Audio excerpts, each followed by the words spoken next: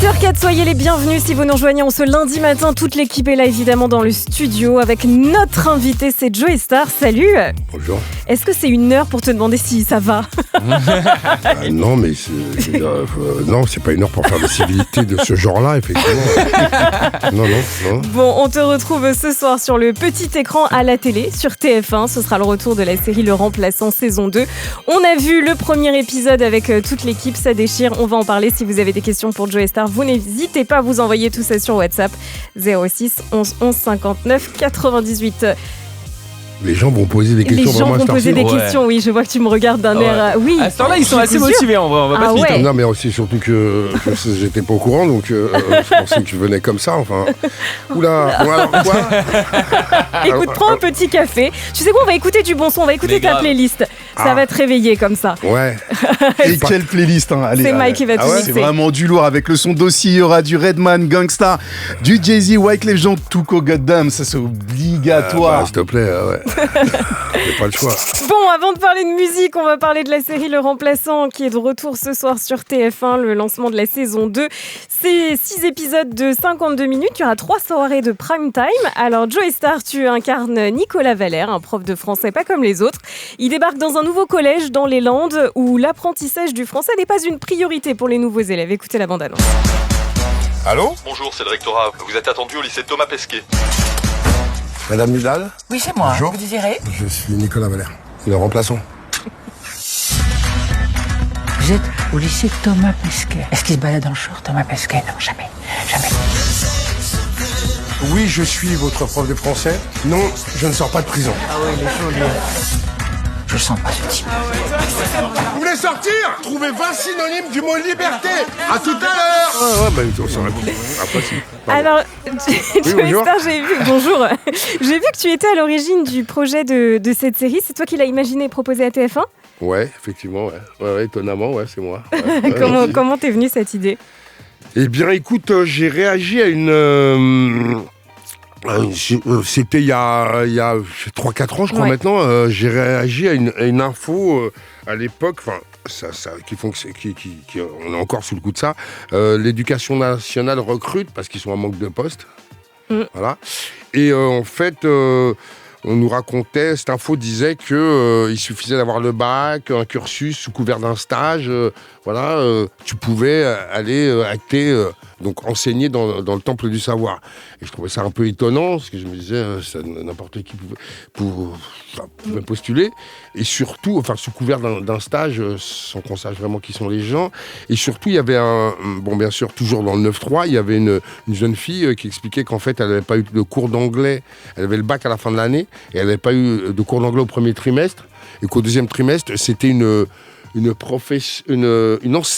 institutrice anglaise qui venait leur enseigner l'anglais, mais elle était institutrice, qui était sous le couvert de ça. Et ça m'a fait tiquer, j'ai des enfants, voilà, je me disais, putain, on en est là, tu vois. Bam, et en fait, quand ils sont venus me voir, ils m'ont proposé des choses un peu, vous savez, ces espèces d'adaptations de thrillers anglais ou américains qu'ils font de temps en temps. Tac. Et puis surtout, j'y croyais pas vraiment, en fait, au départ. Et donc, un peu du tac au tac, comme ça, j'ai sorti, mais si on faisait ça, et j'avais pensé à un mec genre Mel Gibson dans L'Arme Fatale, mais qui enseigne le français. Je te jure que c'est vraiment ça. Mes rêves, c'était ça, et le cercle des poètes disparus, bien sûr. Bam. Et écoute, ils sont revenus me voir bien plus tard. Je pensais pas les revoir. Bien plus tard, avec ils avaient monté un pôle de scénaristes et l'idée leur plaisait. Et puis voilà, c'est parti, quoi. Alors, on a fait un carton la première fois. Ouais. J'ai eu envie de me jeter en boule par terre. Ah ouais, c'est vrai. Qu'est-ce qui se passe? Pourquoi moi? Bon. Ça. Ton perso, Nicolas Valère, c'est un prof de français qui est un peu à contre-courant, qui a des méthodes assez atypiques. Alors la hiérarchie s'en méfie. Les élèves finissent toujours par l'adorer parce que c'est un passionné. Finalement, c'est un personnage qui te ressemble pas mal, non? Si t'avais été un prof, t'aurais été comme ça? Non, mais il est trop tôt pour que tu me poses ce genre de questions. Non, je veux dire, est-ce que j'aurais été comme ça? Ouais, on aime, dans l'imaginaire, on aimerait tous, effectivement. Malheureusement, l'époque est grinçante. T'aurais été prof de quoi? Moi ? Ouais, en vrai, on s'est tous déjà posé cette question. Toi, Joey Star, t'aurais été prof de quoi si t'avais pu être prof ? Je sais pas, moi. Tu sais pas ? Non, mais français, en revanche, Français, français, ça m'aurait plu, quoi. Parce que, je sais pas,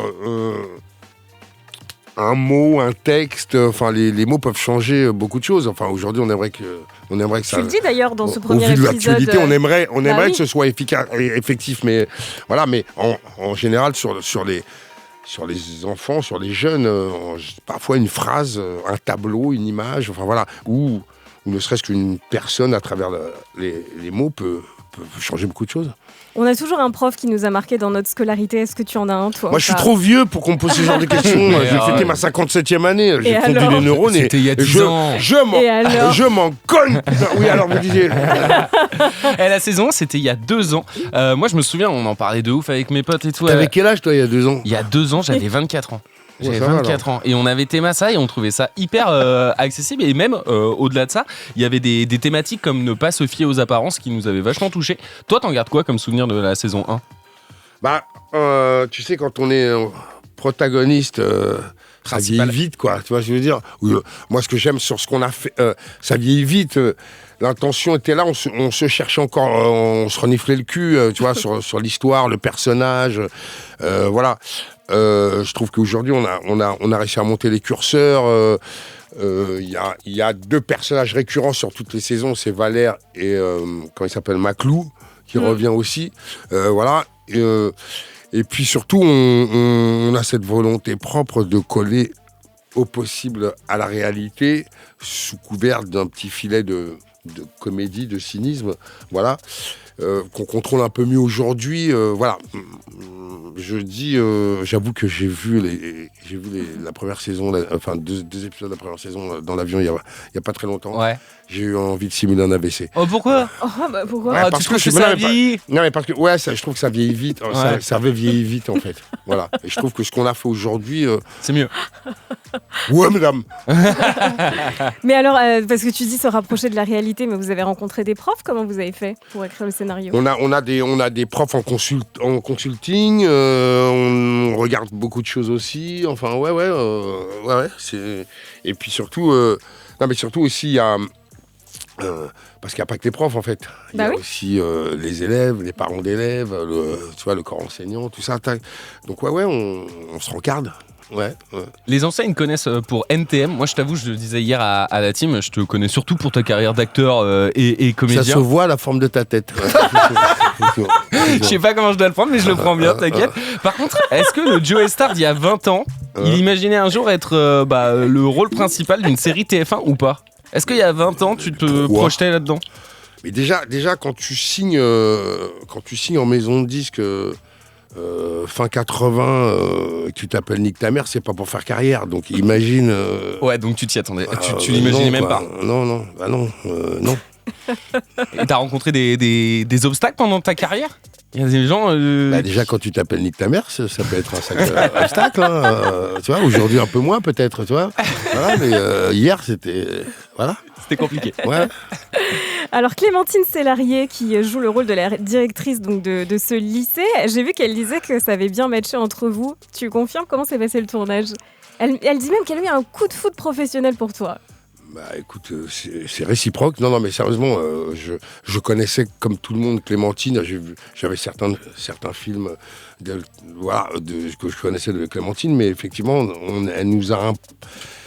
Comment te dire, moi je trouve que c'est une immense actrice. Elle nous a imposé un rythme tout de suite de par son jeu. Voilà, et puis il y a devant la caméra, puis derrière, voilà quoi, j'ai toujours du mal à en parler parce que on s'est vraiment beaucoup amusé. Bah oui, c'est ce qu'elle avait l'air de dire. Parfois tu t'amuses, mais c'est pas pour autant que le truc est bien, quoi. Tu vois, je veux dire. Voilà. Mais là, pour le coup, on est content des deux côtés. Donc voilà. Non, franchement, j'ai rencontré. Ça a été une très belle rencontre pour moi aussi. Comment s'est passé le tournage ? Est-ce que tu as une part d'improvisation ? Est-ce que j'imagine une grande part d'improvisation ? T'es pas collé à ton texte, non ? Ouais. Oui, parce que il y a des jours avec et des jours sans. Alors parfois non, je déconne. Non, en fait, je suis pas collé à mon texte. Il te laisse une certaine liberté quand même. Bah, comme tu disais, c'est une idée originale qui venait de moi, donc bien sûr que j'ai certaines libertés et que quand j'arrive, on sent qu'il y a un des patrons qui arrive.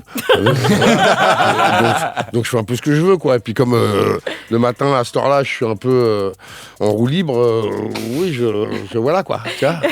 Voilà. Et tous les élèves qu'on voit, très bons comédiens aussi, qui jouent dans la série, ils connaissaient Joey Starr ou pas ? Ah non, mais c'est ça qui est intéressant. Non, mais tu sais qu'il y a beaucoup de gens aujourd'hui qui me prennent pour une speakerine ou une ancienne Miss Météo dans la rue. Quoi ? Comment ça ? Ils se disent, ouais, il est comédien, mais en fait, on m'a dit qu'il était là avant, mais ah oui, non, c'est... C'est vrai ? Ah ouais ? Ah non, c'est super.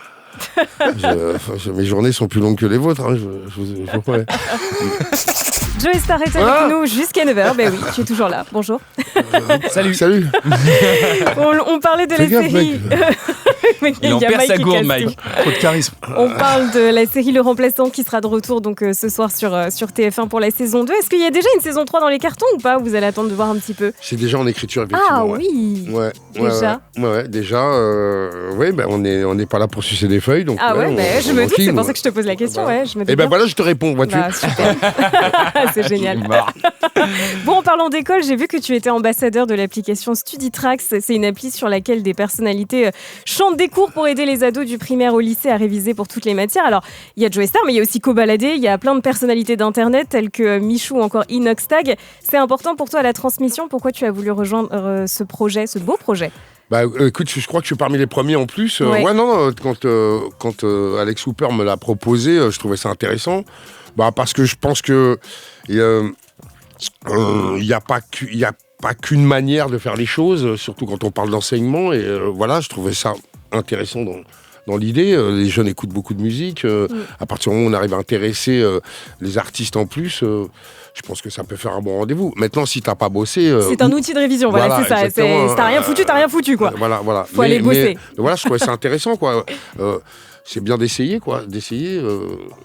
Voilà, c'est l'idée. Et si on parlait un peu de ta carrière d'acteur, j'ai vu que tu as été nommé. Qu'est-ce qu'il veut, lui ? Mais excuse-moi, il s'appelle Jules. Je m'intéresse à toi, enfin. J'ai vu que tu as été nominé 2 fois pour le César du meilleur acteur dans un second rôle, dans Bal des actrices en 2010 et dans Police en 2012. Être récompensé par ses pairs, est-ce que ça reste un objectif pour toi ou juste, on s'en bat les steaks en fait ? Non. Enfin, je crois que c'est Coluche qui disait on fait de l'art, pas une course en sac. Donc, non, mais de participer, d'en être. C'est déjà beaucoup. Moi, aujourd'hui, je suis en demande, mais ces 2 nominations, en fait, ça correspond à une époque où j'étais pas du tout en demande là-dessus. Ça m'est tombé dessus comme ça. Je considère que on est artiste, on n'est pas au bord d'une falaise, donc c'est bien de sortir de sa zone de confort et de s'essayer aux choses. Voilà, enfin, à l'envie, il faut le faire à l'envie. Moi, je suis pas un carriériste. Je ne suis pas encore là à l'heure d'aujourd'hui à faire des choses parce que je pense carrière. C'est plutôt que je suis dans l'hyperactivité, qu'en fait, il faut que je comble ce truc, quoi, en fait, parce que je fais le malin là, mais en fait, moi je me lève très tôt aussi, sauf que j'ai pas des gens qui me posent des questions à 7h du matin, en vrai, dans la vraie vie, tu vois. À cette heure-là, je suis à mon rythme, t'as vu, un pied après l'autre, quoi, tu vois, voilà. Non, mais tout ça pour dire que, ouais, c'est d'en être, voilà, et puis surtout, on me demande souvent quel message je dirais aux jeunes ou machin. Je dirais juste, vous savez quoi, la vie vous propose des switches, il faut être au rendez-vous, quoi. Voilà, des opportunités qu'il ne faut pas louper. Et pour ça, il faut être vigilant, en fait. C'est-à-dire qu'à ma façon, je le suis. Et en parlant d'opportunités, est-ce qu'il y a encore des choses que tu kifferais faire et qu'on t'a jamais proposé de faire ? Un rôle, des... Mais bien sûr. Et quel, par exemple ? Là, comme ça, si Denis me posait des questions à cette heure-là, j'ai envie de me battre avec toi. Viens, on se bat si tu veux en bas. Non, il m'a regardé. Tu vas disparaître. Mike, viens m'aider, s'il te plaît. Non. J'étais un videur ou quoi ? Non, je te jure. Je demande à mon pote le plus costaud du studio. Non, mais c'est ce qui est beau, c'est qu'en fait, tu sais jamais ce qui peut te tomber dessus. Ouais, parce qu'en fait, moi, je considère toujours que les gens qui viennent à moi sont souvent des doudingues ou qui ont envie de bosser avec moi. Donc, tu sais jamais à quelle sauce tu vas être mangé, quoi. Et, j'adore l'idée. Et puis, Tu vois, c'est un peu comme quand on me demande ta couleur préférée, tu vois, c'est question à la con, quoi. Ou machin. Non, mais je sais pas, je veux pas savoir, en fait. Si, j'aimerais jouer un rôle, un pilote d'avion, borgne, unijambiste, roux, transsexuel, tu vois, tout ça à la fois. Voilà, j'aimerais jouer un rôle comme ça. Voilà. Je sais pas si ça répond à la question, mais j'aime bien la réponse. Il y a quelques mois, Joey Star, on a reçu Melvin Boomer qui joue ton rôle dans la série Le Monde de Demain sur Arte Netflix, qui revient donc sur l'histoire de NTM. Alors, c'est cool en tout cas parce que ça a permis aussi aux jeunes de vous découvrir ou même redécouvrir. Alors, Melvin Boomer, lui, il était là et il nous a dit que vous vous étiez rencontrés et que tu l'avais testé. Écoute. Et bah, j'ai dit à ma mère, j'ai dit, tu sais quoi, ils veulent du Joey, on va faire du Joey, même. Ça va de moi. Voilà, et mon réal m'a commandé une pizza et j'étais là en mode dégueulasse ta pizza et tout. Et tu l'as rencontré, Joey Star, justement, avant de commencer le rôle? Ouais, ça s'est passé comment, la rencontre? Il m'a testé au début, voir. Ouais, il m'a testé, mais après, très vite, moi, je lui ai montré des vidéos de break. En fait, je sais pas, on s'est bien entendu direct, tu vois. Tu l'as testé, ça veut dire quoi ça? Il a pas voulu nous dire. Ah bah c'est à lui. Mais il a pas voulu nous dire, donc je te pose la question. Ouais. Non, mais écoute, comment te dire, c'est dur d'être protagoniste et spectateur à la fois, ce qui sous-entend que je ne sais pas, je l'ai rencontré, je devais être en train de faire quelque chose, il est venu à moi et je sais pas ce qu'il veut nous dire, mais effectivement, Melvin, il est très compétent, quoi. C'est un gros danseur à la base aussi. Enfin voilà quoi. Non, puis voilà, il fait son chemin de comédien et bravo. Alors j'avais cru entendre que la série Le Monde de Demain, tu disais que ça ne représentait pas vraiment ton histoire. Non, je suis d'accord avec toi. Moi, je vous orienterai. Non, mais. C'était pas fidèle à ce que vous aviez vécu, c'est ce que tu as dit. Non, c'est pas ça. C'est que voilà, moi, c'est plus. C'est pas une histoire de compétences en fait. J'ai l'impression qu'en fait, on n'a pas mandaté les bonnes personnes. Je parle au niveau de la réal, pas des comédiens, de la réal pour faire ce truc. Je préfère nettement, c'est pas le même objet, mais je préfère nettement ce qu'a fait Audrey Strugo sur le film Suprême avec un S. Voilà, je trouve que c'est mieux orienté. On t'a pas du tout consulté ? Ça me correspond plus. Non. Si, c'est ça le problème, c'est qu'on m'a consulté, ouais, sur la série. Et que. Et voilà. Et alors ? Voilà, c'est une réponse aussi. À un moment donné, voilà quoi. Voilà. Bon, tu es à la mise en scène aussi, j'ai vu d'une pièce qui s'appelle Cette petite musique que personne n'entend, qui est écrite et jouée par Clarisse Fontaine, sonorisée par Cut Killer aussi, c'est tous les vendredis, donc à Paris au théâtre. C'était au théâtre des Manors. Comment ça s'est passé ce projet? Tu fais plein de choses, tu as plein de cordes à ton arc, comme on dit. En fait, tu sais, il y a eu le confinement, et puis certains se sont réinventés sur des choses, d'autres pas, enfin voilà. Moi, pendant ce temps-là, en fait, j'ai rencontré Clarisse. Clarisse est venue à moi juste avant pour me proposer ça. Moi, j'ai rencontré le théâtre il n'y a pas très longtemps. Et en fait, j'ai adoré son texte. Je suis tombé, on va dire, amoureux, je suis tombé amoureux de Clarisse Fontaine aussi, parce que je la trouve très brillante, parce qu'il faut savoir que c'est un seul en scène qu'elle joue et qu'elle a écrit, qu'elle interprète et qu'elle a écrit.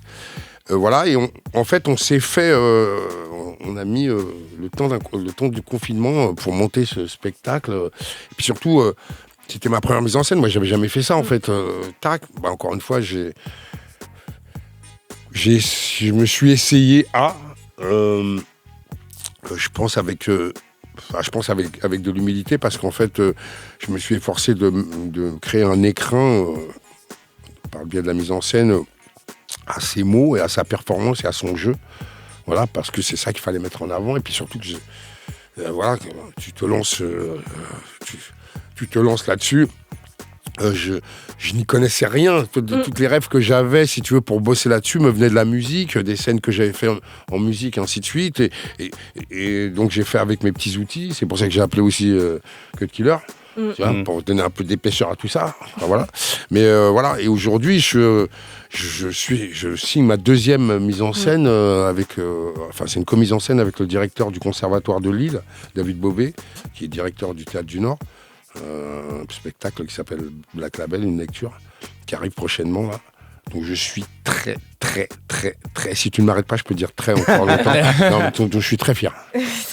Voilà. Et, écoute, alors, est-ce que je suis metteur en scène ? Moi, j'ai le complexe de l'imposture, moi, donc voilà. Mais comme Clarisse Fontaine m'engueule souvent en me disant, mais t'as réalisé des clips, bien sûr que t'es metteur en scène, enfin, tu vois. Voilà. Mais voilà, bah écoute.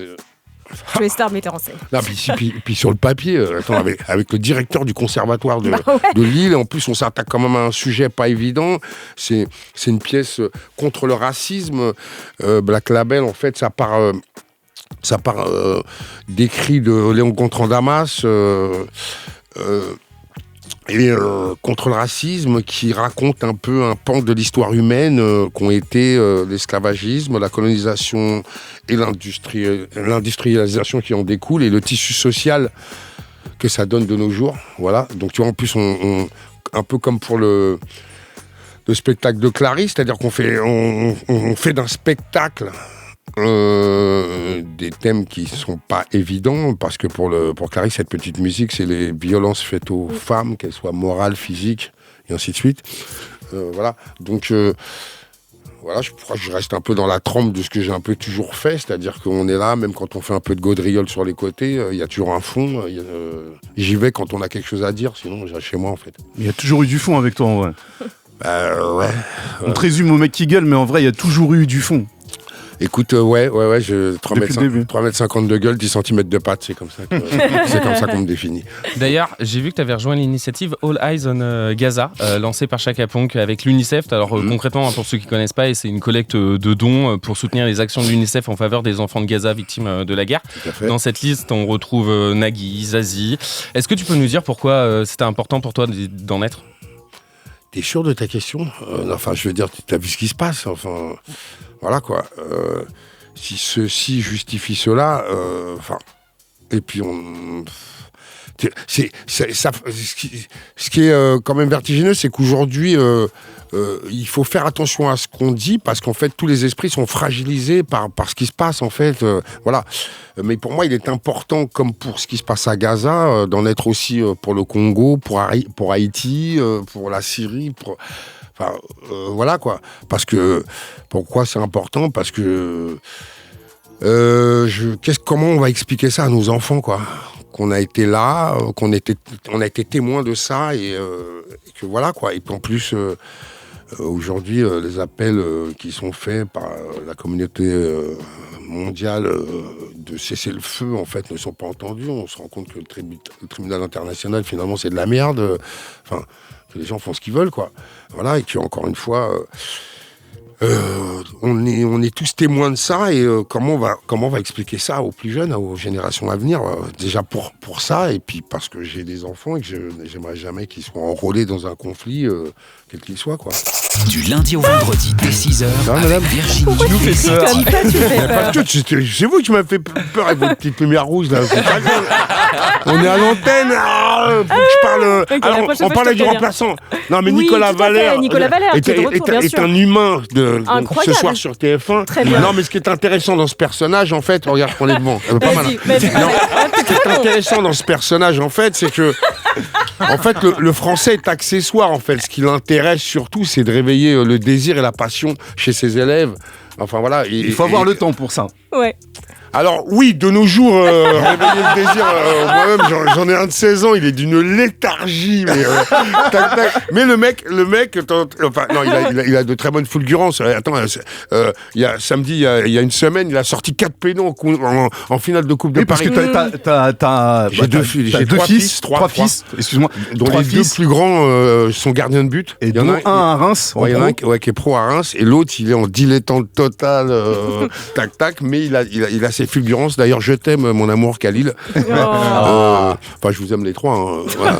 Mais Khalil un peu plus, quoi. Non. C'est lequel ton préféré ? La semaine dernière, ouais. Mais je rigole. Après, ils sont 3, j'ai que 2 bras, tu comprends ? Donc voilà. Parfois, c'est un peu compliqué. Et tu vas au stade le voir bien sûr que j'y étais, mais où t'as mal. Alors, non, je suis toujours pas allé à Reims à cause de mon emploi du temps. J'avoue que je ne débande pas, donc non, c'est un peu tendu. Je vais être situé, j'ai 5 projets en même temps en ce moment-là. Ça ne met pas la pression quand t'es là ? Non. Non, mais c'est justement ce qui est assez hallucinant, c'est que tu vas les voir jouer, puis ils sont dans leur match, ils sont dans leur... pour le plus grand, je dirais, pour moi, il est presque dans une transe, quoi. Enfin, moi, je sais ce que c'est que de monter sur scène et d'un seul coup, il n'y a plus rien n'existe. T'es dans ton truc et il me fait penser à ça, quoi. Je suis toujours fasciné par ces gens qui montent sur une scène et qui, d'un seul coup, ça les transcende, machin. Et il me fait cette sensation-là, quoi. Donc, comment te dire, t'as beau être son père, l'avoir vu grandir et machin, c'est pas la même personne d'un seul coup et c'est assez... T'es encore surpris. Assez fascinant. Il y a 33 piges, c'est toi qui nous surprenais avec ce titre-là. Est-ce aussi la liberté, égalité, fraternité? J'en ai bien peur. Oula, ouais. Le monde de demain, quand il a dit nous appartient, la puissance est dans nos mains. Alors le monde de demain, il y a 33 piges déjà, mais clairement, on est dans le monde de demain là. Ça y est, on y est. Ah bah ouais, effectivement. Ouais. Mais pourquoi il nous appartient pas ce monde? Ah putain, ouais. Pourquoi il nous appartient pas? Mais parce qu'en fait, on manque d'unité, on manque de... Mais l'unité, il y a Queen Latifah qui le chantait dans les années 90, on n'y est toujours pas 30 ans après. Ouais, mais les gens savent toujours pas l'écrire. Oh, c'est bon ça. Oula. J'ai envie de me jeter en boule par terre. Ouais. Non, effectivement, ouais, non, mais écoute, parce que l'argent pourrit les gens. Oh voilà. Oui, référence. Gros morceau d'NTM. La plupart des conflits aujourd'hui, on croit que c'est pour pacifier, nanana, mais c'est toujours sous couvert de on nettoie pour faire place nette et pour l'argent. Vous étiez dans le turfu, c'est pas relou d'avoir raison 33 piges après? Je te dirais que même à l'heure d'aujourd'hui, quand j'ai raison, c'est que ça va mal se passer. Donc ouais, effectivement, ouais. Aujourd'hui, la mission, c'est de transmettre la culture aux nouvelles générations. Tu vois, et je sais pas si t'as vu... C'est vertigineux ce que tu viens de dire. Ouais, c'est ça, hein, c'est vrai, on est là pour ça. Il y a des gens qui prétendent écouter du rap, avoir la tête dans le guidon, ils savent même pas qui est Wu-Tang, ni Bob Marley, enfin tu vois. Et puis surtout quand tu discutes avec eux, ils ont l'impression de tout connaître et tout savoir, juste parce que Enfin bref, et c'est toi qui connais rien en fait. Mais il y a un truc avec le rap, c'est cette scission en fait. Dès que tu fais du rap, il faut te couper de tes pairs. Dire mais non, mais eux laisse tomber, c'est les anciens, nous on est les nouveaux, vas-y nique les anciens, tu vois. Et ça a été une erreur. Mais parce qu'en fait nous on est arrivé là-dedans, tu sais, dans les années 80 en fait. On n'avait pas autant d'infos, autant de choses autour, autant d'éléments auxquels se raccrocher. Nous, on a fait du graffiti parce qu'on a vu une petite photo grosse comme un timbre-poste avec un métro new-yorkais. Il n'y avait pas de fanzine, des fanzines, qu'est-ce que je dis, ça n'existe même plus. Fanzine, déjà, pardon. C'est l'équivalent des blogs, on va dire. Qui n'existent même plus. Il n'y avait pas tout ça. Nous, on avait des cassettes qu'on se recopiait les uns les autres qui venaient de New York, WBLS, tout ça, tac. Voilà, on les usait les cassettes, tu vois, on avait très peu d'infos, quoi. Et avec ces infos-là, on extrapolait beaucoup. Et puis surtout, ce qu'on faisait nous donnait l'impression d'exister. Et pas parce que la tendance, mais parce qu'on avait envie de s'inscrire dans nos légendes personnelles. Là, aujourd'hui... j'ai l'impression que c'est la posture qui compte et puis surtout faut en être parce que c'est la tendance, quoi. C'est ça. Et puis tout ça, tu gagnes de l'argent, tout ça pour aller porter des marques, des logos dans tous les sens pour aller faire le beau. C'est ça le but. Il y a Lina qui travaille justement qui fait ce travail de transmission avec une nouvelle chaîne YouTube. Attention, fais gaffe quand tu dis des trucs comme ça. Lina, faut dire ce que c'est, Lina. L'Institut national de l'audiovisuel. Voilà. Et c'est Sidney HIP-HOP qui présente les anciennes images d'archives. Et d'ailleurs, HIP-HOP, t'étais un grand danseur. D'ailleurs, t'es toujours un grand danseur. Oui, enfin... La hanche, elle fait un petit peu mal, mais bon... Mais qu'est-ce qui te prend de me parler comme ça? Ça va pas ou quoi? Non, je reste un bon danseur aux heures ouvrables vers midi tous les jours. Voilà, avant la digestion. Tu sais, à mon âge, on a ce qu'on appelle des digestions douloureuses. Tu vois, voilà. Non, mais surtout, je me dis, tu vois, tu me parles d'images, là, j'imagine les jeunes d'aujourd'hui, s'ils voyaient ces images, avec des gants blancs, des machins, peut-être qu'ils se diraient, qu'est-ce qu'ils font? Pourquoi? Tu vois, ouais, mais c'est notre culture en fait. C'est l'arbre généalogique c'est là tout. C'est du hip-hop en fait. C'est là d'où tout vient effectivement. Ouais. Et à cette époque-là, il faut bien dire que le hip-hop, il y a plusieurs disciplines dans le hip-hop et qu'il n'y a pas que le rap en fait. C'est vraiment culturellement, c'est vraiment une très grosse culture. Et surtout, c'était une époque où on mouillait le maillot, quoi. Exactement. Ce que les gens font toujours dans le break, dans la danse aujourd'hui, quoi. Et qui est un peu moins le cas quand tu vois les gens sur scène. Tu vois, les rappeurs sur scène aujourd'hui, waouh. Justement, la scène, il y a un revival en ce moment, il y a tous les anciens qui reviennent, il y a Caris qui est revenu. Ouais. qui a fait 2 Bercy archi complets. T'as Ayam qui a annoncé un vélodrome. Donc Caris, c'est déjà un ancien. Ah bah ouais, Caris, ça y est, c'est un ancien. Ah bah ouais. Bah écoute, alors putain, moi je dois être Néandertal, moi. Australopithèque. Non, mais. T'as vu Ayam le vélodrome? En fait, ça me faisait juste kiffer de passer du Ayam à Joe Star. Ouais. Mais moi, scandale stratégique. Non, mais je te sens bien taquin là. Et ils mettent des hamacs pour aller voir Ayam dans la salle tellement. Voilà, en live. Voilà. Ils sont bons, Ayam sur scène. Ah non, mais musicalement, ils sont bons sur scène. Oublie, arrête. Non, ils sont bons. Arrête. T'es dur. Parle, j'ai un point de côté. Non. Tu vois là où je veux en venir? Pas du tout. NTM alors. NTM quoi? On a eu la reformation il y a une dizaine d'années, avec ses fions en première partie. D'ailleurs, la première partie était très bien. Merci. Il est malin. Et on pourrait revoir NTM ou pas? Est-ce que c'est possible? Mais là, j'ai envie de simuler un AVC là quand tu me demandes ça. Non, mais je sais pas. Sur la der des der avec la tombe. Il y avait écrit la der des der. Tu ne sais pas lire. Qu'est-ce que tu ne comprends pas dans dernière? Il peut y avoir la résurrection. Mais mange ta cape, laisse-moi tranquille. La résurrection de toi-même. Ça te titille pas? Mais je te dis, moi, sinon, moi, j'ai un sound system qui s'appelle Live Soldier et nous faisons des sound systems avec Tuco Goddamn et comment ça s'appelle, et DJ Notiji. Et ça me convient complètement. Après la formule, on est en train de l'inscrire. Ça fait longtemps qu'on joue des sound systems. Mais je vois les retours sur les réseaux. Mais qu'est-ce que c'est que ça? Mais qu'est-ce qu'ils font? Ils gueulent sur la musique des autres. Eh ouais, mais mon gars, voilà. Il faut savoir que le rap vient de ça, en fait, de la culture sound system aussi. Voilà. Donc si tu n'y étais pas, laisse-toi faire. Ne gigote pas trop, tu verras. Merci Joe Star d'être passé nous voir. On le rappelle, tu seras de retour ce soir sur TF1 pour la série Le Remplaçant saison 2. Donc, merci de m'accueillir surtout. Mais avec grand plaisir. Bonne journée à tous. On va laisser la place à toute l'équipe de Réseau et puis nous on se donne rendez-vous dès demain matin 6h. On a oublié de dire que je sors un code pénal en argot chez Fayard aussi. Voilà. T'es partout. T'es à télé. Dans la presse, c'est incroyable. Mais je suis partout sauf dans mon lit. Et ça n'a pas de prix. Bonne journée à tous.